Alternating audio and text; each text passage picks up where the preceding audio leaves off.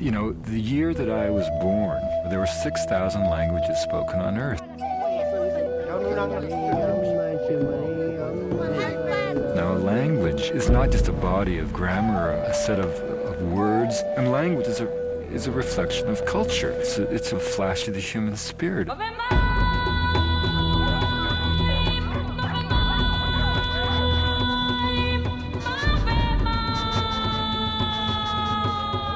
And of the 6,000 languages spoken on Earth, fully half of them are being taught to children, which means that effectively, unless something changes, they're dead. What this means is that within a single generation, we may be losing fully half of humanity's intellectual, social, and spiritual legacy. This does not have to happen. These cultures are not failed attempts at being modern. They are unique answers to the fundamental question. What does it mean to be human and alive?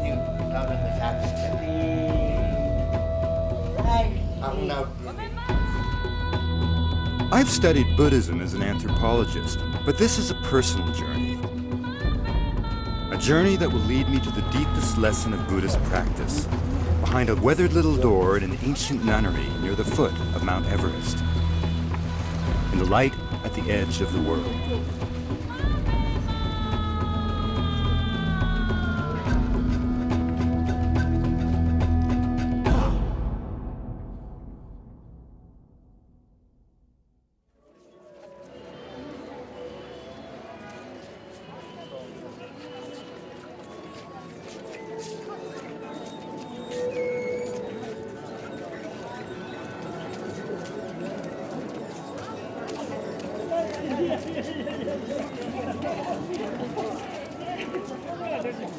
How do you take a spiritual journey in Buddhism? Where do you begin? Who do you follow? The Buddha was a teacher who started this practice 2,500 years ago. In Sanskrit, Buddha means the awakened one. His teachings are known as the Dhamma. They are a spiritual path, a roadmap to enlightenment.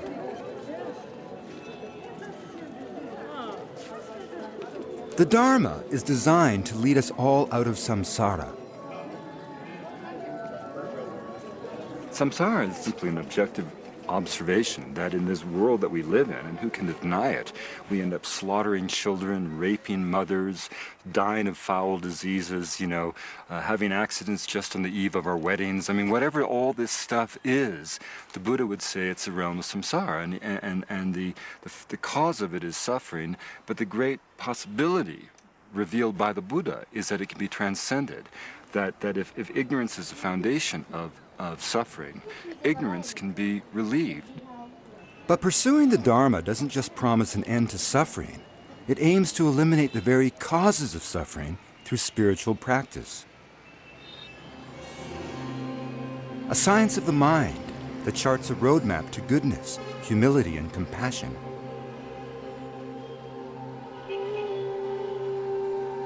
One takes refuge in the Buddha, considering him not a god, but a guide. You take refuge in the Dharma, which is not a dogma, but a path. Of all the religious traditions that I've encountered in my travels, this is the one that has always made the most sense to me.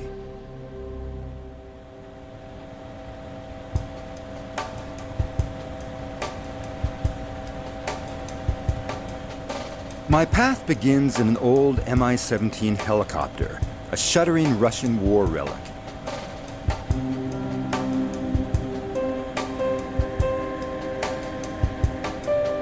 We lift off for a trip into the Himalayas, back to where the monasteries are. Many of the Buddhists of Nepal were once the Buddhists of Tibet before the Chinese ran them out and destroyed their temples in the 1950s. Escaping across the mountains, they came together at monasteries like Thupten Choling and Shiwang, where they are preparing right now for a great festival.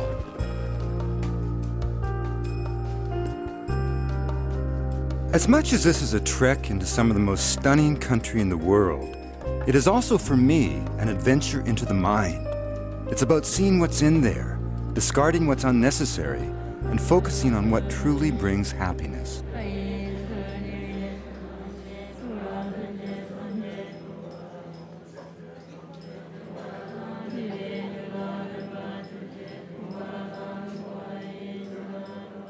There is something about the inherent tolerance of Buddhism that is incredibly attractive. It's totally non-judgmental. There is no notion of sin. There is no notion of good and evil. There is only ignorance and suffering.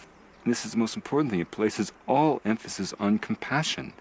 You know, you do not embrace negativity.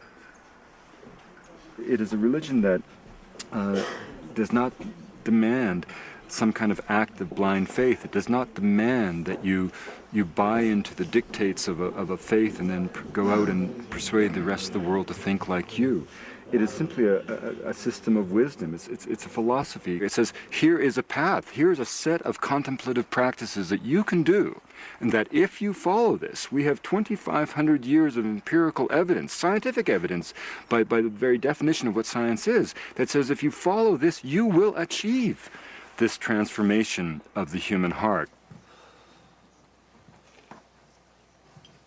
And that's why we use the concept Buddhist science of the mind, because the evidence of the efficacy of that practice is a serenity achieved by those who embrace it.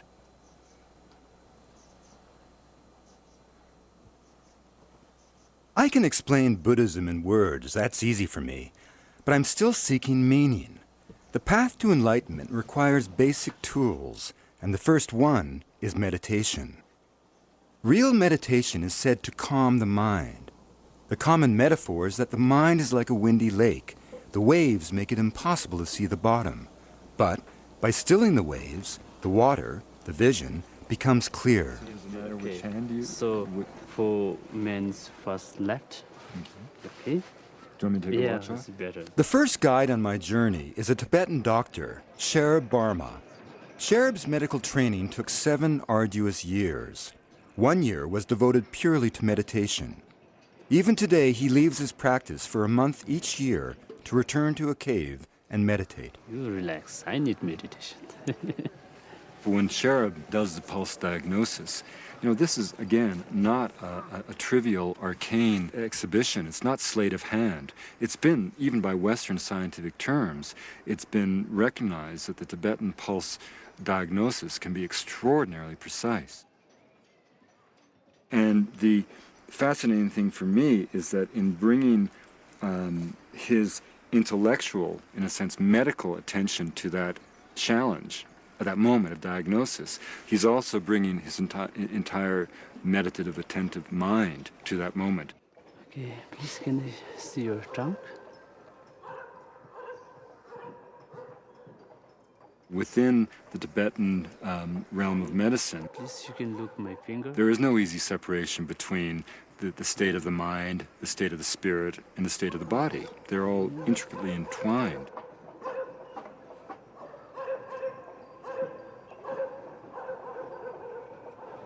Okay. So you're in a good health, but I see in your eye, in your pulse readings, it's little bit your maintenance problem. This means like I think you're make a planning lots of, or your like a mind work or something like that. I feel because of your heart send message, and little bit you are tired or you're not sleep well or some worried or kind of that. So really what you're saying is that my mind is so, needs to be calmed or needs to, what are you saying? So you need little bit rest, and if you can, this meditation is important. Sherab sees that my mind is swirling and my thoughts are ragged. I need to find the stillness. This is a search for meaning, not for the next life, whatever that may be, but for this life, now. The sanctuary of Thupten Choling. Since the Buddhists fled Tibet, this monastery has become one of the main centers of the Tibetan spiritual world. The 800 monks and nuns who live here are preparing for the Mani Rimdu, a celebration of compassion that represents freedom from samsara for all the sentient beings of the world.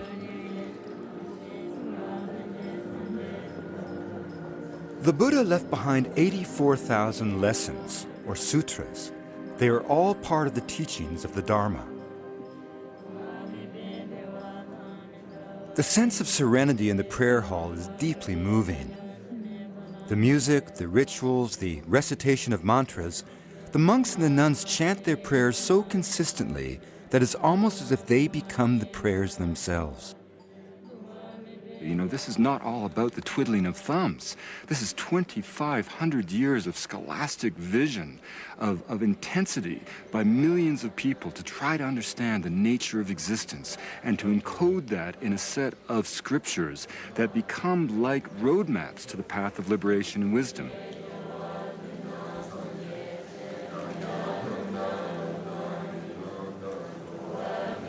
The scarves, or katas, that the monks and nuns throw forward represent the nature of karma, the principle of giving and receiving.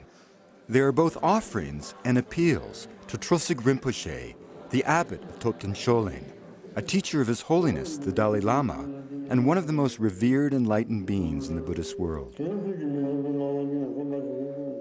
Rinpoche means the Blessed One, not the human being, but the man who has become one with the teachings. He is both teacher and teachings. He is the embodiment of the Buddha path, not because of his own sense of ego, but because he has transcended ego and become one with the essence of the Buddhist practice.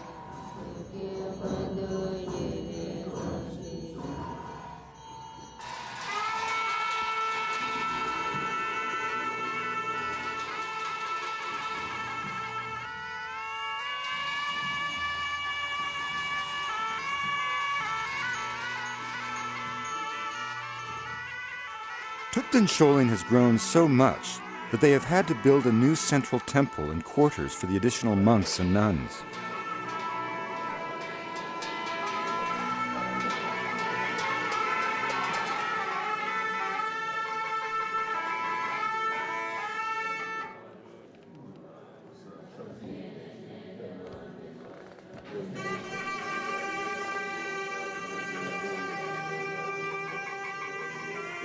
We have an audience with Rinpoche, and it's a little daunting.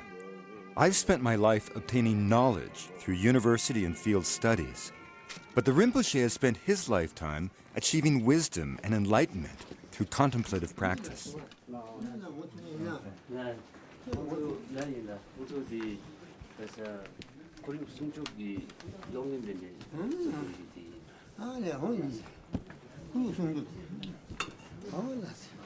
You know, the first time I was in the presence of Trulsig Rinpoche was 3 years ago when I visited Topten Choling monastery, and I was working on another project, and I had a whole list of specific questions that I was planning to ask him. And I came into this room with all these questions. I forgot all the questions, and I started to cry. And tears came down the corners of my eyes. And, you know, coming from the background that I come from, you know, men don't cry, and they certainly don't cry easily. And these weren't sobs of the kind of tears you get when you're saddened by the death of a father. These were kind of tears of just spontaneous delight that were just pouring forth from my eyes. And all the questions that I had planned to ask him were simply evaporated.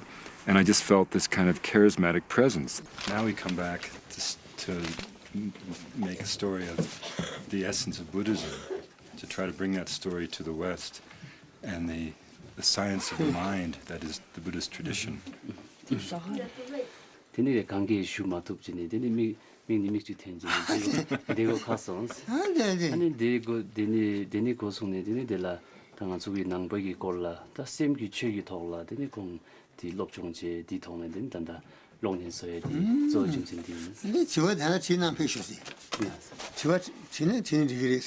So before you forward your question, so if you like, you can bring now your question. Well, our question now is Asking Trulsig Rinpoche about Buddhism is a little like asking St. Peter about the Bible. There are few minds as bright and clear on the planet. But I'll have time for my questions. Rinpoche will be coming with us to the Manirimdu festival at Shiwang, a monastery not far from here by helicopter. So we make ready to leave.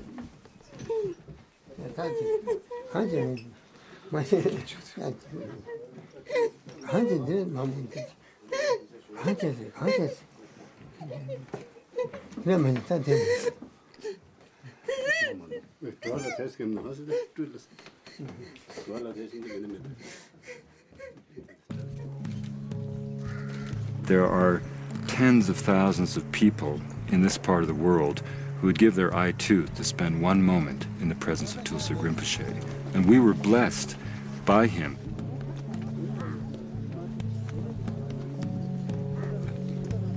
He is the embodiment. He is the 33rd reincarnation of the most foremost disciple of the Buddha. He represents all of that Buddhist lineage. And the point of Buddhism is not simply to, clear the mind, still the lake, and all those wonderful metaphors.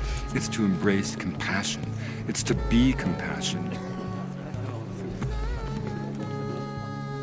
Rinpoche is living proof that compassion can be achieved as a state of being, that contemplative practice will result in serenity and enlightenment. This is what we mean by a Buddhist science of the mind. It is the empirical pursuit of the truth. But the amazing thing for me is the realization that there really is a path that can lead to a transformation of the mind and spirit.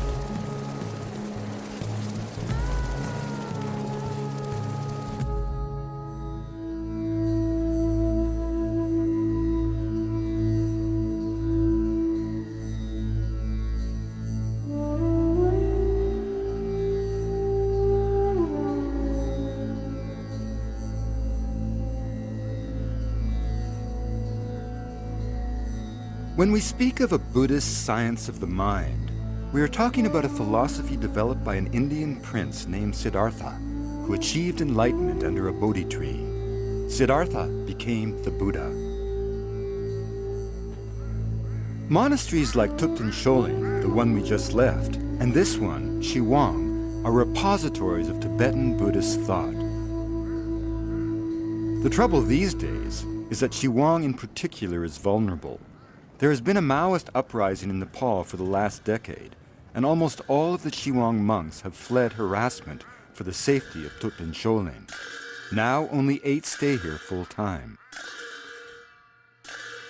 But this is a time of year when Shiwang comes to life again.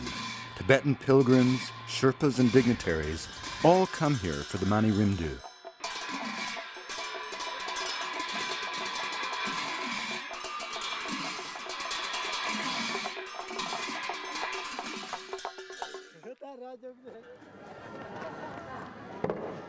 The Mani Rimdu is a ritual recreation that celebrates the arrival of Buddhism in Tibet from India. Phosig Rinpoche says that to experience the Mani Rimdu is to receive a blessing.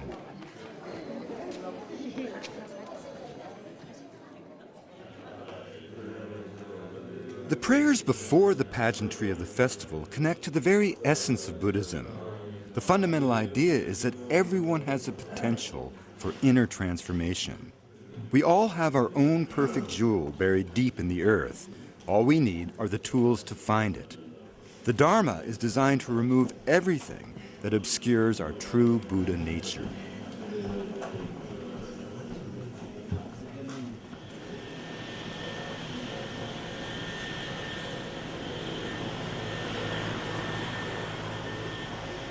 Mathieu Ricard arrives. I'm going to be looking to him as my 3rd spiritual guide on this journey.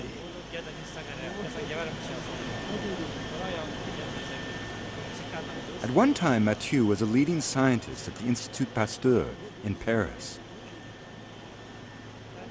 I mean, here was this man from a highly distinguished French family, his father a major literary critic, Mathieu himself a brilliant molecular biologist, clearly on his way to a great career in science, Western science, and at some point for him, it just wasn't enough, Something was still missing. You could reduce all of material existence down to a single gene, a single atom, and you still had to ask the question, why?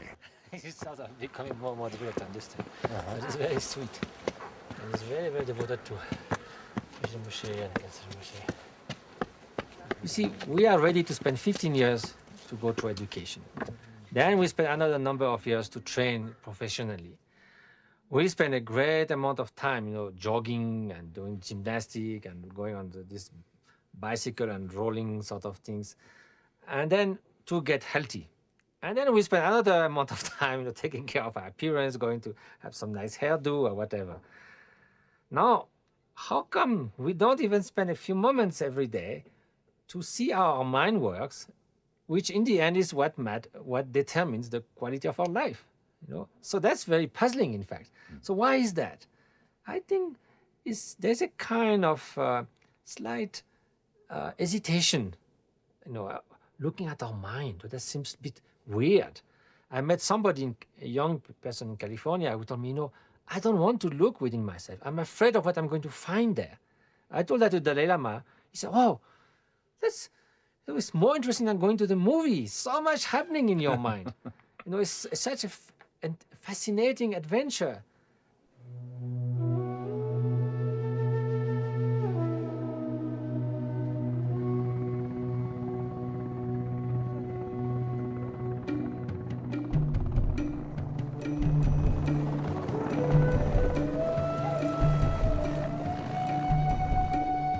As the monks prepare for the Mani Rimdu down below, we take a side trip with Tulsuk Rinpoche to a mountaintop above Chiwang. It's a place of deep spiritual meaning that he hasn't laid eyes on in nearly 40 years.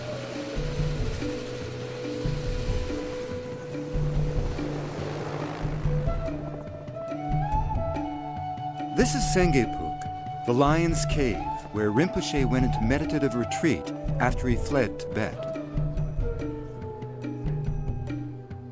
Retreat is a time for the mind, a time to focus on prayers of compassion for the sentient beings of the world in a place that eliminates all distractions. How does he feel coming back right now? It's the same as before. It's just the same. It's just staying just as it is. The monks say that Rinpoche achieved enlightenment here and had a vision of his own teacher soaring in the form of a vulture. With a tear in his eye, his teacher asked Rinpoche to come with him, to leave the realm of samsara and move beyond this world. And that Tulsuk Rinpoche, in this lifetime, looked up at that possibility and said, no, I cannot go. I still must remain in the realm of samsara to help the suffering of sentient beings. That is a true Buddhist hero. Not a warrior or a king, but the bodhisattva, a person of pure heart and compassion who embodies the teachings of the Dharma. Actually,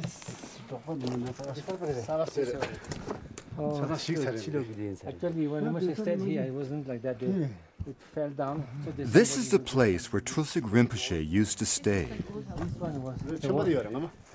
In the sunshine, on his old patio, Rinpoche stuns me with an impromptu teaching of the Four Noble Truths, the very pillars of Buddhism. I've read about the Four Noble Truths. As an academic, I can recite them by heart. But that's not the same as receiving them from Rinpoche through the translation of someone like Mathieu Ricard. So when first the Buddha gave the teachings after achieving enlightenment, the first teaching he gave was about the Four Noble Truths, which is actually recognizing the existence of suffering, acknowledging, and recognizing that suffering has a cause and condition that can be dispelled. The first noble truth, of course, is that all life is suffering. Now, suffering doesn't mean necessarily misery, and it's not a pessimistic or even a nihilistic observation. It was simply an objective assessment of reality, that life is suffering, that we all grow old. And the second noble truth was this idea that suffering itself is based on ignorance. By ignorance, he didn't mean stupidity, but by ignorance implying that the clinging to the illusion that the world and that existence itself had an intrinsic concrete reality, that everything was tangible, static, permanent. So now, in order to get rid of ignorance and the mental toxins and afflictions and obscurations, We need to rely upon someone who has more wisdom than we have, more understanding than we have. So hence the notion of a spiritual friend or a spiritual teacher who is showing us the path, who is indicating how we could go about removing the veils of ignorance. The third noble truth was the idea that suffering could be relieved through spiritual practice, that ignorance could be banished from the realm of perception, that you could actually find a solution to this human dilemma. And of course, the fourth noble truth was a delineation of a specific contemplative practice, a path of wisdom that promised, if followed, to allow you to transcend the realm of suffering.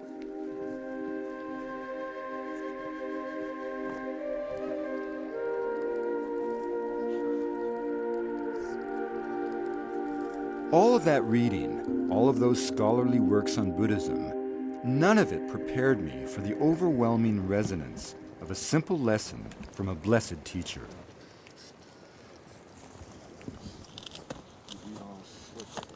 All those things, you know, and then when you hear it from someone like that, you know? Yes, of course. That's the obvious.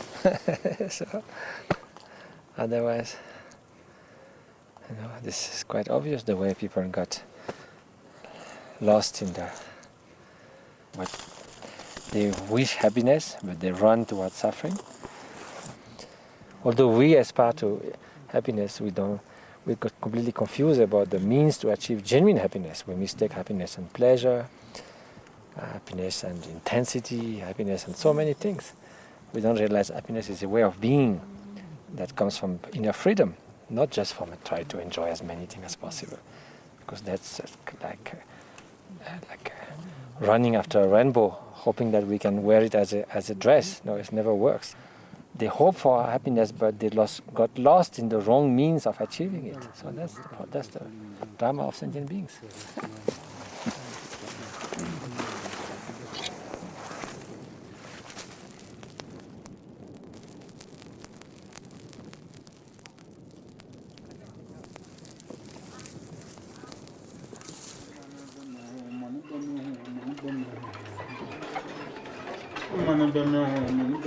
Back at Shiwang Monastery, the courtyard is transformed into a theater in the round for the performance of the Mani Rimdu. It tells the story of Buddhism being brought to Tibet, but it is also a celebration of the totality of the human experience.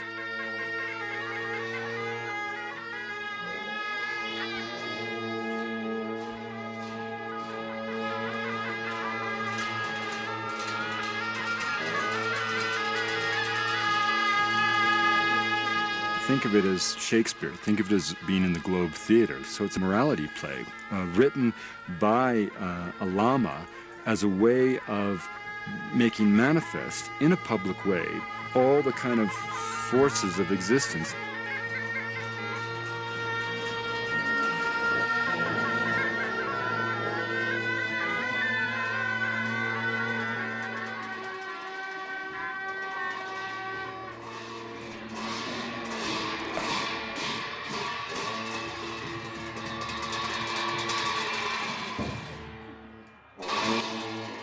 And those masks, which represent particular beings, particular deities, they are also, in a sense, metaphorical. They represent, it's almost like a pageant of all the forces of samsara and all the forces of divinity with which one will engage in your own dance of life.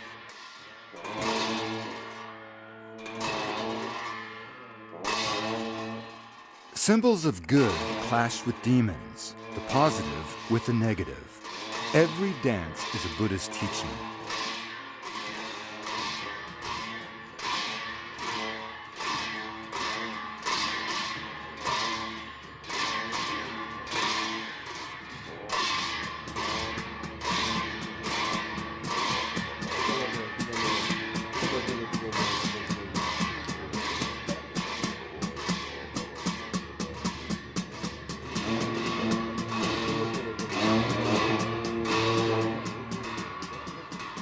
Long before the dances began, monks were behind the scenes at Shiwang performing puja, a concentrated series of rituals. The monks focus all of their spiritual intuition and practice into the making and empowering of sacred mani pills that allow you, literally, to eat the power of the Dharma. It's like all ritual. What is ritual attempting to do in any spiritual tradition? Ritual attempts to quiet the moment, to focus the mind, to bring one into the presence of the spirit, the presence of God. I mean, this is the whole point of any ritual tradition.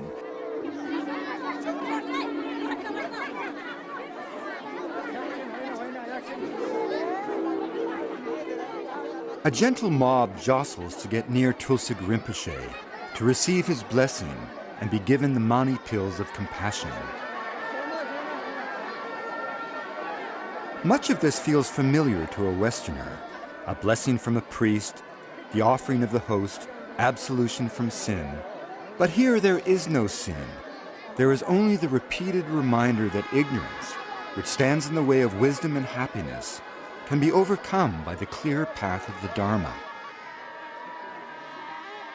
You know, in a sense, Buddhism is neither philosophy nor religion. It's strictly a path of wisdom.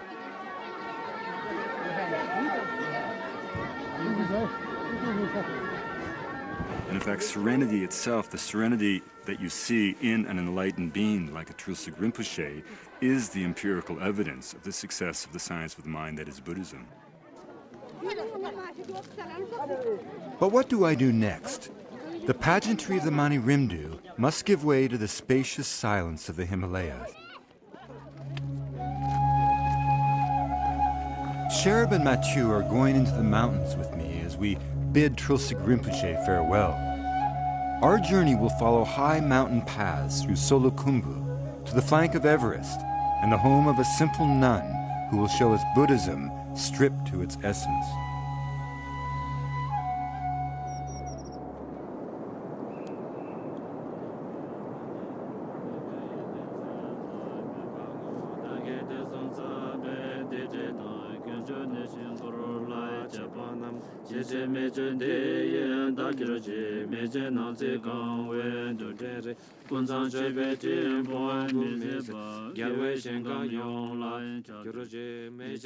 The most basic lesson in science class is to have a hypothesis before you conduct an experiment. Then you record your observations and draw your conclusions. With their science of the mind, the early Buddhists observed that through contemplative practice, they achieved happiness and wisdom. They drew the conclusion that the Dharma worked. 2,500 years later, Western scientists wired up the heads of Buddhist monks, including Mathieu Ricard, to see what happened inside the brain of an experienced meditator. Amazingly enough, the very structure of the brain changed. Western science revealed that the Dharma could literally transform the human being. For the monks, the experiments were fun, but not really necessary. They already knew what meditation did. They already had empirical evidence of lives changed by the Dharma, their own. So, you know, when we speak of meditation, in the West, people have quite exotic idea of sitting under a mango tree and sort of, you know, blissing out and having a good time for the rest of the day, like a relaxation thing. Or they often say, you know, when you meditate, you have to blank out all your mind from all thoughts, isn't it? So there's a real misunderstanding about what meditation means. For most of us, when we think of meditation, and many of us have tried it, you know, everybody from doctors to our churchmen tell us we should check it out. We shut our eyes, we try to stay still, and our minds are just exploding with stuff, you know. See. Well, the idea is, you know, usually when we think of calming down the mind and we become aware of what's going on in the mind, we say, wow, there's so many thoughts. There's more than ever. Actually, it's not that there's more than ever. You start to become aware of what's going on in your mind from morning till evening, this whirlpool of thoughts. Because your mind is like a spoiled brat. It's constantly moving here and there, thinking of ruminating the past, imagining the future, never in the present moment. So try to focus your mind. And we say it's like the butterfly. You know, the butterfly stays on the flower then it sort of goes away for no reason, then comes back. So it's okay you will be distracted, but you should bring back your mind. And so meditation will help you to become the master of your mind. And master of the mind is not the absence of freedom. Now, sometimes people think that, oh, I'm going to control my mind. I'm sort of reducing my freedom. Take the example of the sailor at sea. What is the freedom? To let the boat drift wherever the currents and the wind blow? That's not freedom, that's drifting. Real freedom is to take the helm and navigate where you have chosen to go. That's freedom. So if you're in charge of your own mind, that's freedom.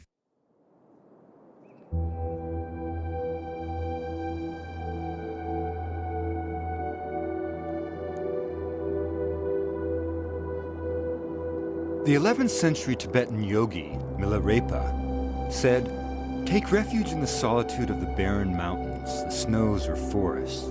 In the wilderness cave, you have an open market where you can barter samsara for nirvana."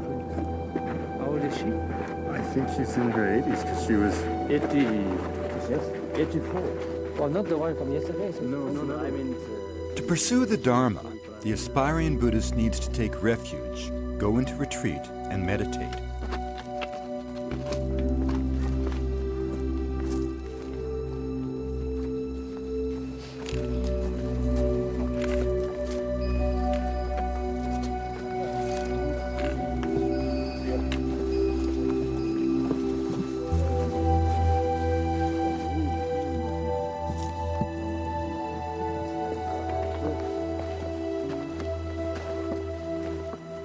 Behind this door lives Tetsun Ani. She is a nun who has been in solitary retreat for 45 years, never leaving the confines of this simple hut. She has distilled her entire religious practice to 3 simple mantras, prayers for the welfare of all sentient beings, recited again and again through every hour of her waking day. Now, here is this woman, by all accounts, extraordinarily beautiful young woman, devoted to the Dharma, who suddenly was kind of besieged by a suitor, a wealthy merchant who had the power to really demand betrothal.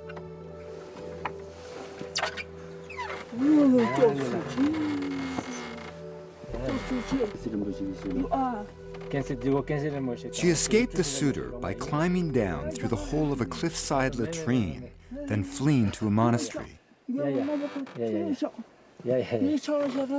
And she was a legend in the region. Every Sherpa who marched toward Everest would go toward her retreat and pay homage to her, but no one had ever seen her. She had never been photographed. She had never certainly been interviewed or talked to.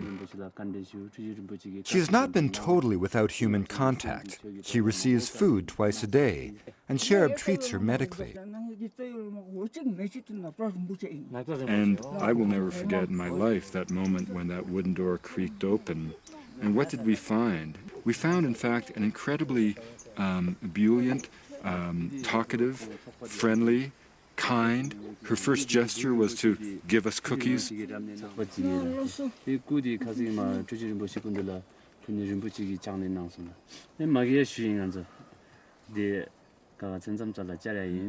what did she do? She went right into the Dharma.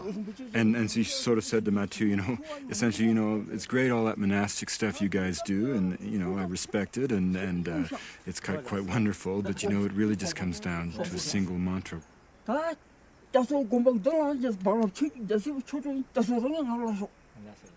She deeply prays for all sentient beings to be free from all sufferings, outer inner sufferings, and so from her heart she dedicates the merit as she recites the Om Mani Padme Hum, the mantra of Avalokiteshvara. So it's like the one Dhamma that condenses all. Om Mani Padme Hum. Yes. So her life has been completely dedicated for 45 years to solitary retreat, to the recitation of the mantra, and all directed toward the well-being of all sentient beings, almost like her heart, just spreading compassion. Yes. It all boils down to our own mind, the quality and the nature of our mind. 다 초보지로 사단기 쳐야 이제 듣고 쌤 찍박이 된다고 소마이 소라나. So all the, whatever the Buddha has taught, all the many aspects of his teaching, they were all meant to understand the nature of mind. 같은 체. 중고지 그때지 체. So the main thing is to give away all elaborate practice and simply remain in the Buddha nature, in the Buddha's mind, and that's all. And she said, if she survives, with her mind, she'll come to visit me sometimes. So I told her I'd prepare a nice cup of tea.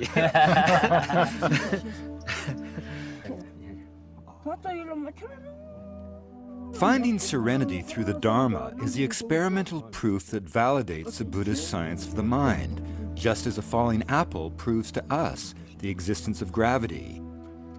It may be hard to understand what this means, but it exists for the Tibetans.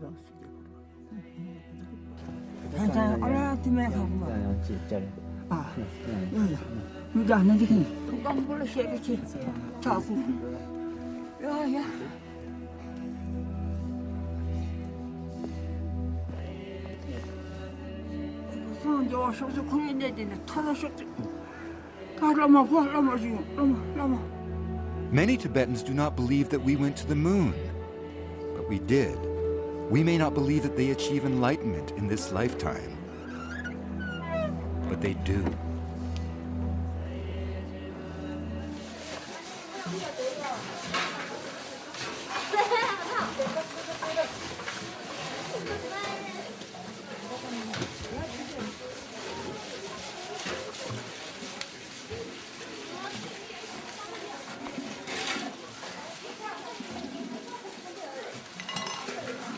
At the Thupten Choling Monastery, Tibetan Dr. Sherab Barma is in high demand.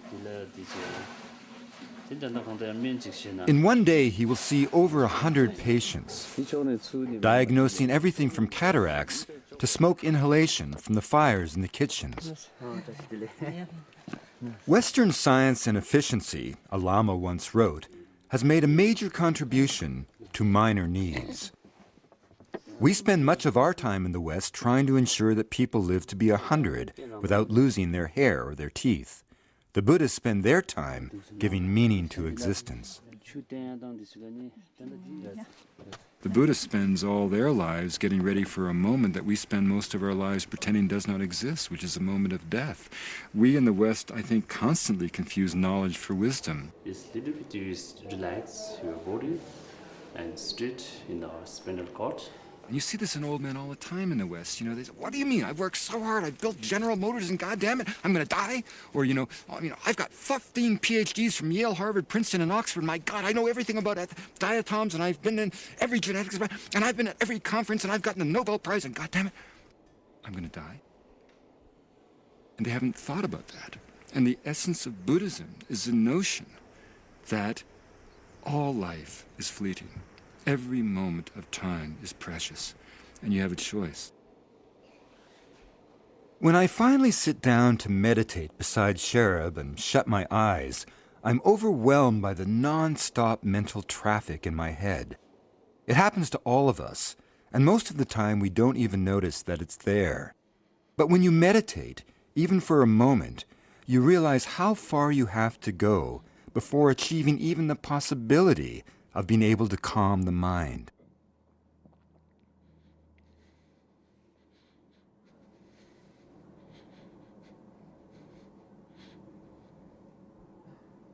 In that particular moment of meditation in that space, your thoughts move through your mind, and the metaphor used always in Buddhism is that the mind is like a windy lake with the wind buffeting the waves and causing the water to be turbulent, and if you can somehow still the mind, you will clear the lake. And so as you go deeper into that kind of meditative state, sometimes just sort of raw emotions will just come up. Tears often come to the novice, for to meditate is to allow oneself, often for the first time, to be still. And to be still is to glimpse the true nature of things.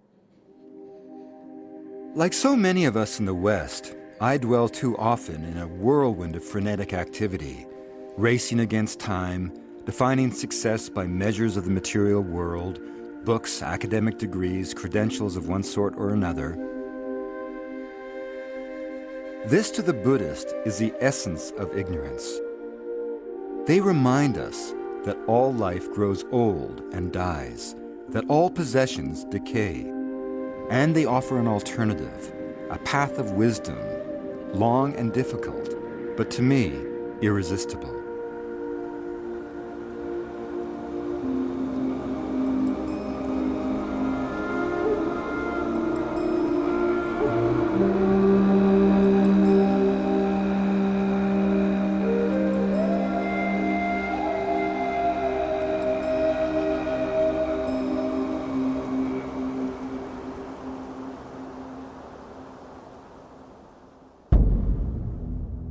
November!